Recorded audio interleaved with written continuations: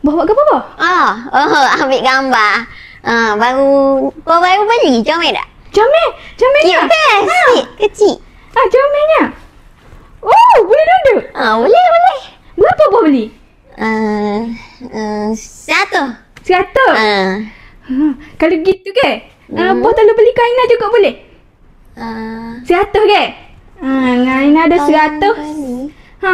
Telur beli. Ni 100 hot stick tu. Ni siang upah. Ada upah lagi. Kira buah telur beli Nanti siapa buah panggil Aina. Terima kasih bah. Sudah tolong beli.